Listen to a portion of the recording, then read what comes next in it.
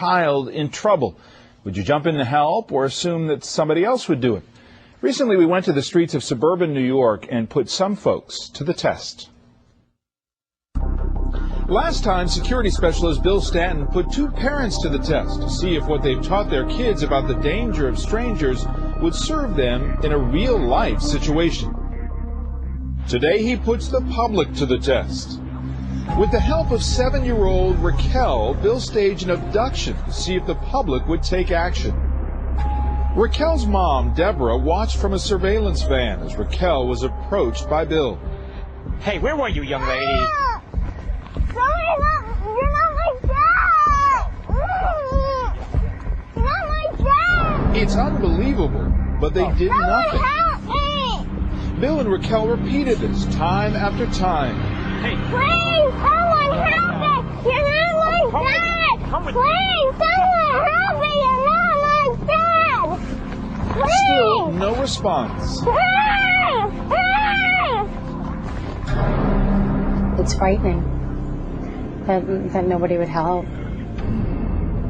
One woman walked right by, believing someone else would take action. never go away from me. Ever. You hear me? Don't you ever go away. And why didn't she do anything?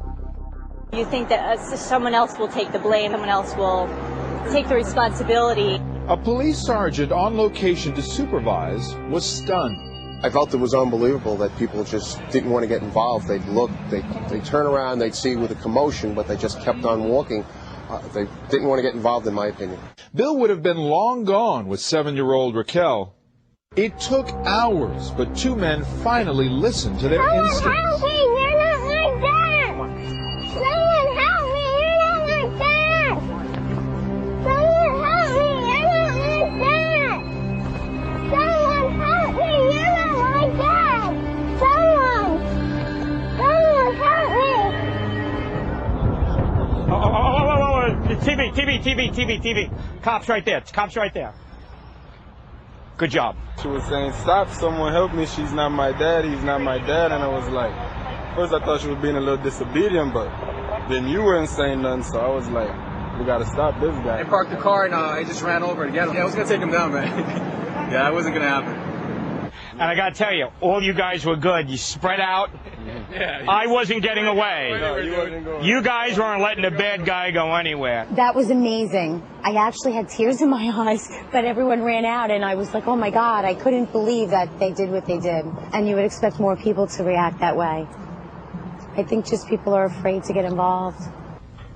Bill Stanton, good morning. Good morning. This is unbelievable. I mean, you watch this and you just think, what is the deal? How do you explain so much of that response? It's tough stuff. I have goosebumps on my arms right now. It's called the bystander effect. This was a study done a couple of years ago where the more there are people watching something go down, the less likely someone's going to take action. But here's the thing. A lot of, in some of the episodes there, even though you could hear little Raquel saying, this is not my dad, and that's the key point, at other times, it was just, don't you get away, don't you ever go away like that. So it could seem like there was just a child misbehaving and that you were the dad. Yeah, but David, I'll put it to you this way. Much rather be safe than sorry. Second guess yourself, but at least point it out. Say something. Call 911. Right, but in other words, is a lot of that background noise for these people walking by, they think, oh, we've seen this 100 times, it's just a kid acting up? No, I think part of it is we live in a fast food society. Everybody's in tune with what they have to do. They see something going down, go proactive. Now, what about the people who are walking by, they think, okay, wait a minute, am I going to take this guy on? He's a big guy. I got to be afraid of retaliation. Well, different actions for different people. If you're a big strapping guy, as we saw, and I was proud of those guys, they took action. What you didn't see, there was an elderly lady in the background when those guys took action. She had her hand on the phone calling 911. Different actions for different people, but at least they're taking action. And speed is important here, I would think. Absolutely. Seconds count.